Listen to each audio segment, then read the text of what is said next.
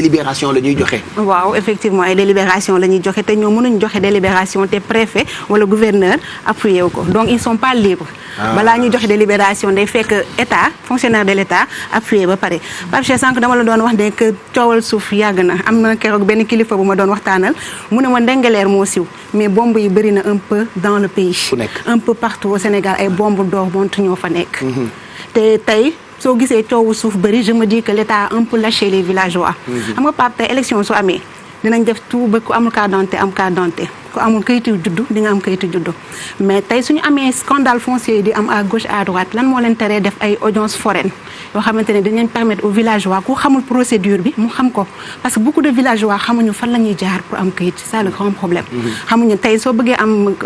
kii na la tuddati foncier titre foncier maître monsieur le maire mu ngi nii da ngay woo déjà un géologue mu départager le site bi. géologue bi da lay jox nikat boobu ngay jël yóbbu ko au niveau de la mairie ñu jox la délibération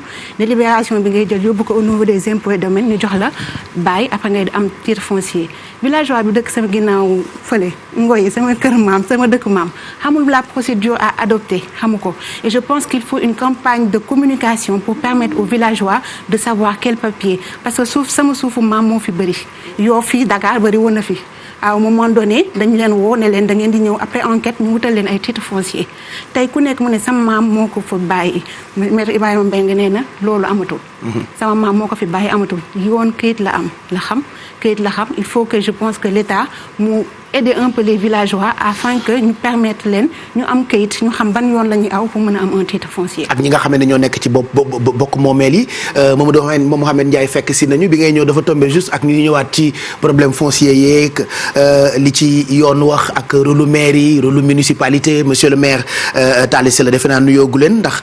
taw bee la téye woon mën nañu la bàyyi itam nga nuyoog xarit yi nga xamante ni ñoo lay xaar depuis sànq ci déclic bi laataa ñuy àggali pour que monsieur le maire wax ñu rôle municipalité yi ci délivrance su lii ñu tuddee ay délibération ci suuf yeeg ñoom seen en attendant ñu nuyu la. dafa nekk ci ponk bu am solo boo xam ne Pape duma bëgg dagg chaîne bi moo tax ma yàgg ci wax ji wax rek ne bëggoon naa tee waxtu waaye taw bi indi déclic c'est sûr damay xuus rek léegi déclic bi nag mooy nañu fexe ba góorgóorlu wutal ñu ay rigole yu baax comme ça bu tawee du ñu am problème parce que il suffit juste de wis yoon yi du ñu praticable. ñaari problème lañ am sax rigole ak tali yu baax. c'est grave xam nga bu la yàlla séddee ngaraj bu mel ne sama oto. pax moo dugg da nga fa yéex a génn. dëgg la donc yëpp dañ koy bàyyi xel na yoon yi baax. assainissement bi tegee ci yoon. ñu wutal ñuy rigal. il le faut nuyu ñi ma fekk ci plateau bi laata may ñëw ci suñu gan gi Aïssatou maa ngi koy nuyu bu baax Marie-Louise. ak Thioro Mbar Mbissane Ndiaye. monsieur le maire damay faral di wax mbégte laay am ci fekkanteeg moom ci jotaay. lan moo tax. benn mooy. da nga ciy jànge da nga ciy xame da nga ciy yeewoo li ki gën a neex a waxtaanal Pape mooy ki amut ak yow yemal fii ki am ab dégg voilà mooy dégg dafa jafe très bien moom loo ko laaj mu jox la ci tontu bu xamul ne la xaw ma bu xamee du ci dem ak demi mesure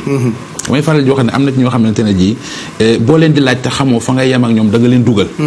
parce que li ñu senti rek la ñuy wax lii dëgg rek la ñuy génnee moom dafa bokk ci ñi nga xamante ne ji booy wax ak ñoom aqulay taalaam lay teg moo tax damay et puis dafa original quoi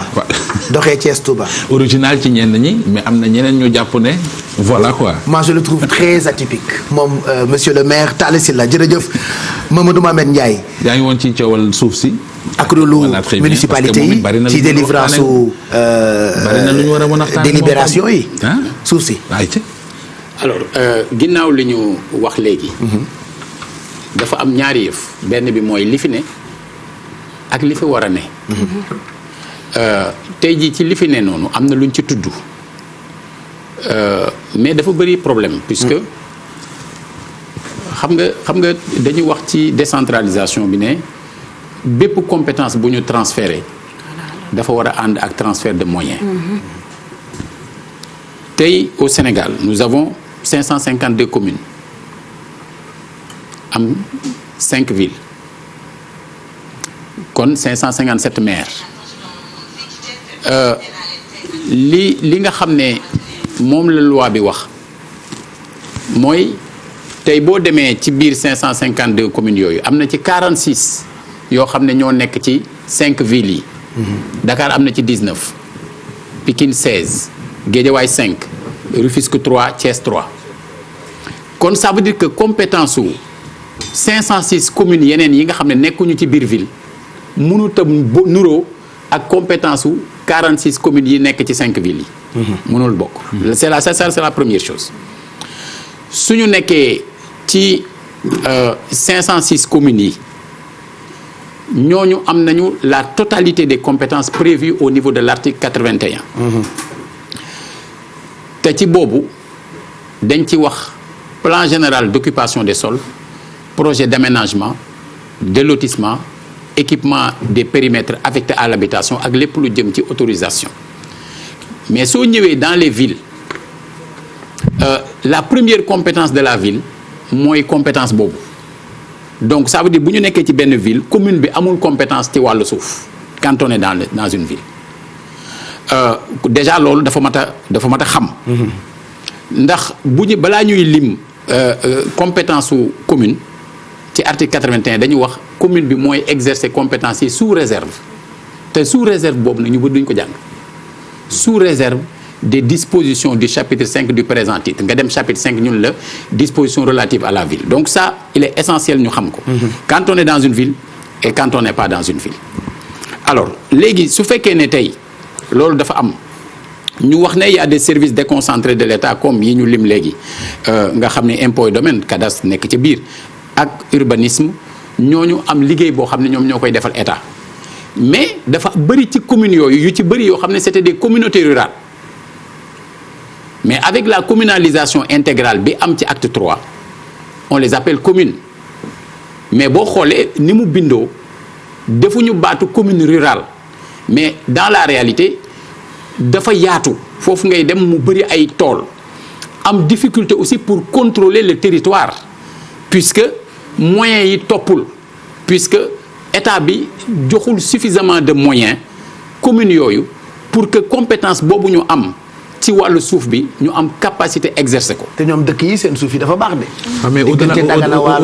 suuf yi baax a fa ne. mais au-delà de ça Pape man daggal la fay hectare nga bay fa. léegi moo tax waruñu ko brader waruñu ko maye waruñu ko jaayee nu mu leen neexee. mi ngi ci cours décentralisation mi ngi ñuy leeralal bon c'est vrai que buñ ko toppee non seulement dinañ ci jàngi dëgg la mais fi la ñuy fanaan. day xaw a compliqué monsieur le maire mais li ma jaaxal mooy. et il y a beaucoup de Sénégalais comme moi qui n'ont jamais compris njëriñu acte 3 de la décentralisation wala mbóot mi. waaw kon ñu bàyyi ko mu. man xaw ma nu mu demee. ñu bàyyi ko mu des mu kii.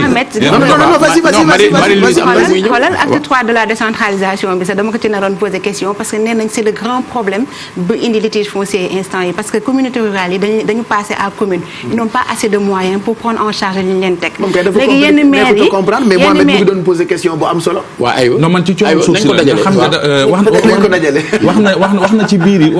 yi xam mu ne par exemple yenn suuf yi villageois yi teguñu leen ba état bi joxul communauté rurale ay matuwaay yu mu war a mën a gungee ñooñu rawatina baykat yi pour ñu mën a utiliser suuf si mais xam nga Pape fii Sénégal lan moo am ci coowal suuf ñaari foo dégg coowal suuf rek politique rax na ci bu dul kër gi ñii ñoo ko doon dañuy génn mais coowal suuf ciy tool politique rax na fa daa am ay soubassement daal loolu la gis nga Pape coow li waral suuf si ngay dégg Ngeeñeen Ndengeleer Richard Toll Jilaax bu ca nit jéemutoon a def dara ay politiciens yu juguñu xam bu askan wi ba ñoom seeni sët suufu pàkk kese lay doon. Ah bon? Mais il suffit que nit jóg bëgg caa def dara am ñeneen ñoo xam ne dañu am yeneen yu leen yëkkati jug xam bu askan wi moo indi problème bi coowal suuf yi boo ko jógee Sénégal bu dul suñu kër maam la ñu jël wala suñu kër yaay la ñu jël du coowal suuf ñu wala miraas bi àggul ci sama maam moom ñaata booy jógee fii dem Thiès ñaata pàkki kese ngay romb dëgg la say sët noonu lañ koy rombaatee seeni sët noonu lañ koy rombaatee duñ fa jéem dara mais tey boo jugoon ne dama fay jéem a duutal dara aha ñoom politique yi ñu jóg xam bu askan wi mu jur leneen coow xam nga yaa ngi dégg Ndengleer dégg nga Ngeeñeen di nga déggaat am na benn député maire bu Kër Samba Fall boo xam ne Kër Samba Kane ñu ngi koy tudd coowal suuf noonu lay demee mais problème bi mooy dañoo war a au-delà de li muy wax ci acte 3 de décentralisation mooy aussi ñi nga xamante ne ji ku leen jox suuf ñu liggéey ko ñu jox leen ko ñu liggéey ko ci yan condition lañ leen koy joxe ci yan anam lañ leen koy joxe loolu la ñuy leeral mais amul importance nga ne suuf si population moo ko moom tel tund ñoo ko mais ñu jàppale leen quand même. waaw non jàppale leen kay ci këyit ak ci règlement ak ci ñoom seen. parce que moom Marie-Lise wax na ko sànq am na ci ñoo xamee ni xamuñu sax. naka lay demee ci wàllu këyit ak ci wàllu. non loolu moom je suis tout à fait d'accord. moom sax moom la doon mais surtout éviter monsieur le maire jël par exemple lu mel ni titre foncier nga xamante ne moo sut bu ñuy wax ci wàllu suuf Marie-Lise mi ngi koy wax sànq jël ci benn loo xamante ne day bëri ay 1000 hectares ay 2000 hectares quand même nga def ko titre foncier jox ko benn nit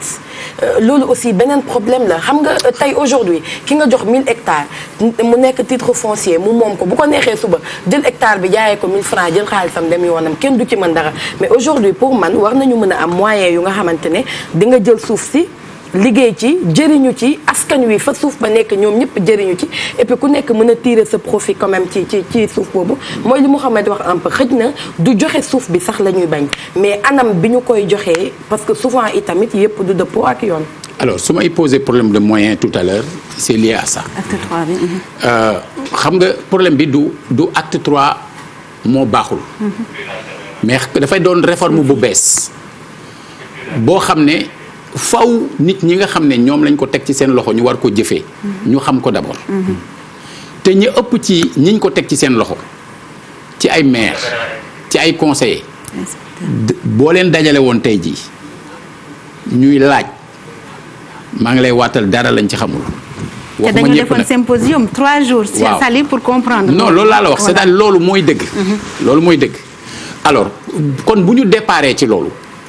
dafa baax. ma ni comme transféré nañ leen ay compétences dafa am moyen yu mu laaj tamit parce que tey jii boo yoree benn commune boo xam ne communauté rurale la woon rëyee noonu amuloo yenn moyens yi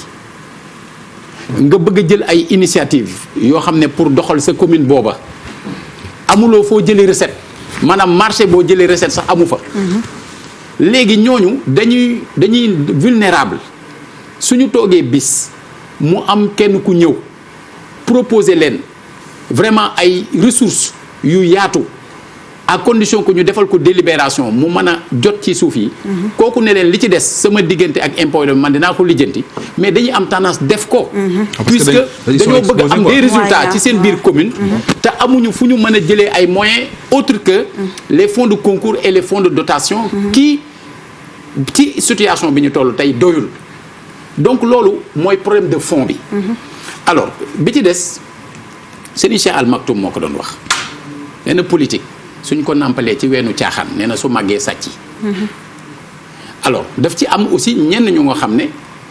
li leen intéressé ñoom mooy ignoré wuñu loi bi xam nañ ko xam nañ bu baax lim leen tere mais dafa am lu ñuy yóotu moo xam ci wàllu